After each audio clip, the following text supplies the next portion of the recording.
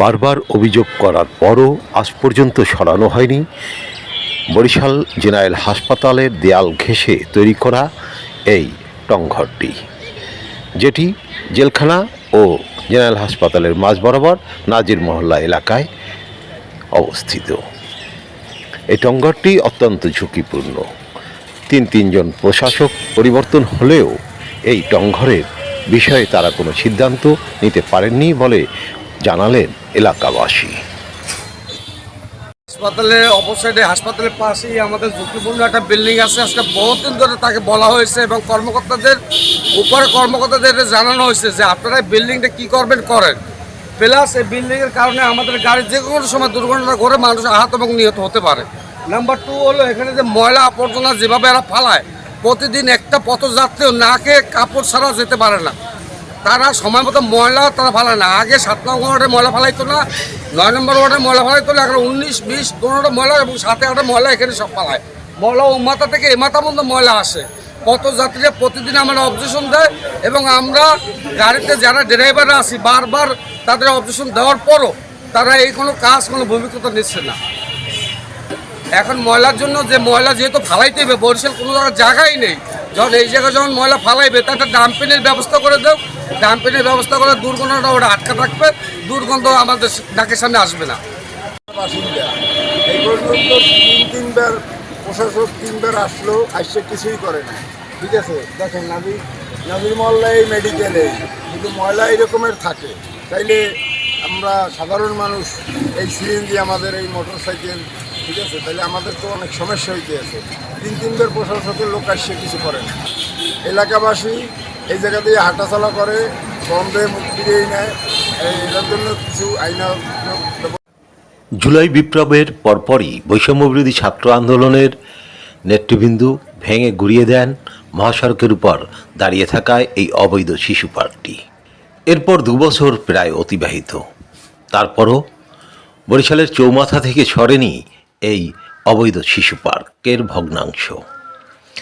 এ নিয়ে স্থানীয়দের অসংখ্য অভিযোগ। তবে এলাকাবাসী জানালেন, সম্প্রতি বরিশাল সিটি কর্পোরেশনের নবনিযুক্ত প্রশাসক আইনজীবী বিলকিস জাহান শিরিন পরিদর্শন করেছেন এই এলাকাটি।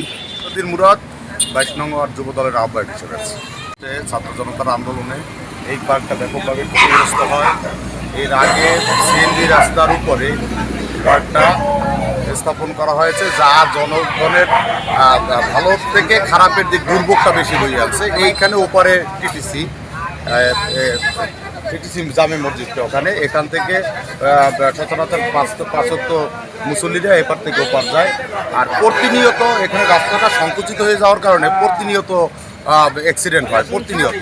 এমনকি 4-5টা মার্ডার ক্লেমও আছে এখানে। তো আমাদের প্রতিবন্ধকতা হচ্ছে আমাদের এই এলাকা থেকে বের হওয়ার সময় এখানে মানে দাঁড়াইয়া অনেকক্ষণ ভাবতে হয়, চিন্তা ভাবনা করতে হয় ওপার কীভাবে যাব। দেন আর কি আমাদের ওপার পার হইতে হয় খুব সচেতনতার সহিত, যা দুর্ঘটনার ঝুঁকি অনেকাংশে বাড়াইয়া তুলতেছে। আর জনজীবনের একটা অস্বস্তি সৃষ্টি হয়েছে। আপনার কিছুদিন বিগত 4 দিন আগে প্রশাসক মহোদয় আসছে এখানে, তো জনগণ ওইভাবে তার কাছে ওইটা উত্থাপন করার পরে সে প্রতিশ্রুতিবদ্ধ হয়েছে আগামী 1 সপ্তাহের মধ্যে এই পার্কটা অপসারণ করার। শুধু বরিশাল সিটি কর্পোরেশন নয়, বরিশাল বিভাগের 6 জেলার মানুষের জন্য বিস্ফোরা এই অবৈধ শিশু পার্কটি। এটি দ্রুত সরিয়ে নেওয়ার দাবি আপামর সাধারণ মানুষের। বরিশাল সিটি কর্পোরেশন যে কতটা অবহেলিত একটি এলাকা তার আরেকটি অনন্য প্রমাণ এই হার্ট ফাউন্ডেশন। বরিশালের একমাত্র হার্ট ফাউন্ডেশনটি গত 9 বছর ধরে বন্ধ পড়ে আছে। 2006 সালে এই হাসপাতালটির ভিত্তিপ্রস্তর স্থাপন করেন তৎকালীন প্রধানমন্ত্রী দেশনেত্রী বেগম খালেদা জিয়া। এরপর 2018 সাল থেকে এই হাসপাতালটি বন্ধ বলে জানালেন এখানকার কেয়ারটেকার আব্দুস সালাম।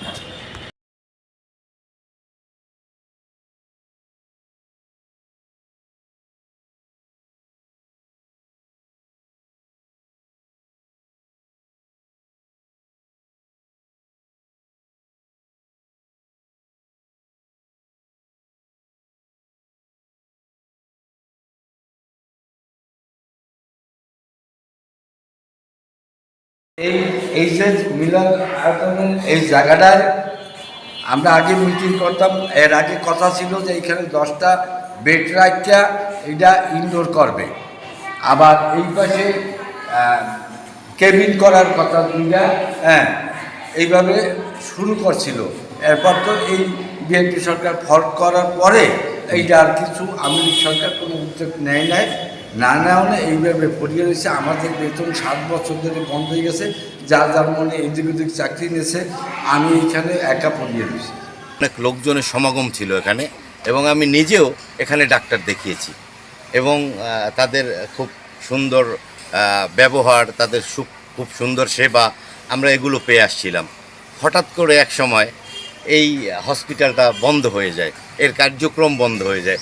আমরা প্রথমে ভেবেছিলাম এখন শুরু হয়েছে, পরে আরও অনেক বড় হবে, কিন্তু আমি এটা 5তলা ফাউন্ডেশন দিয়ে তৈরি হয়েছে, এটা 1তলা পর্যন্ত হয়েছে, উপরে অনেক জায়গা আছে, আপনি একটু যদি ধরতেন। এটা আমরা ভেবেছিলাম 5তলা হবে, এই পাশে ফাঁকা জায়গা, এখানে আরও একটা ভবন তৈরি হবে, এই দিকে আরও ফাঁকা জায়গা, এখানে আরও ভবন তৈরি হবে, বিভিন্ন রকম 100 বেডের হসপিটাল হইতে পারে, 200 বেডের হসপিটাল হইতে পারে।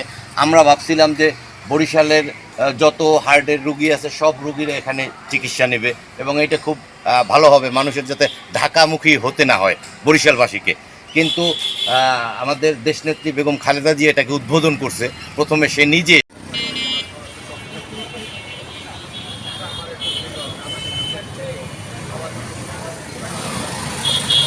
বরিশাল নগরীর 15 নং ওয়ার্ড নিউ সার্কুলার রোডের মোড়েই এই বরিশাল হার্ট ফাউন্ডেশন দাঁড়িয়ে আছে 56% জমির উপর। বিশাল এই এলাকায় তৈরি হতে পারে অত্যাধুনিক হার্ট ফাউন্ডেশন ও রিসার্চ সেন্টার। মনে হচ্ছে এখানে 56%। ওই যে নারকেল গাছটা, হুম, ওই যে হ্যাঁ, ওই নারকেল গাছ পর্যন্ত, ওই নারকেল গাছ পর্যন্ত, ওই 13টা নারকেল গাছ পর্যন্ত, ওই বিল্ডিংয়ের শেষ মাথা পর্যন্ত, ওই বাদাম গাছ ওই পর্যন্ত।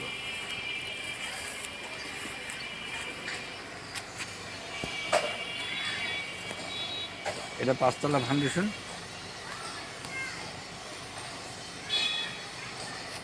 পাঁচতলা ফাউন্ডেশন দেয়া না। এসব আরও অসংখ্য বিষয় অমীমাংসিত পড়ে আছে বরিশাল সিটি কর্পোরেশন এলাকায়। আর এ নিয়ে কথা বলতে চাইলে বরিশাল সিটি কর্পোরেশনের নবনিযুক্ত প্রশাসক বিলকিস জাহান শিরিন জানালেন যে এই মুহূর্তে তিনি ক্লান্ত, মাত্র 20 দিন হয়েছে দায়িত্ব নিয়েছেন। আমাকে আরেকটু সময় দিন, এরপর আমি বিস্তারিত সব কিছু বলতে পারবো। তবে সব বিষয়েই আমার সচেতন দৃষ্টি রয়েছে বলে জানান বিলকিস জাহান শিরিন।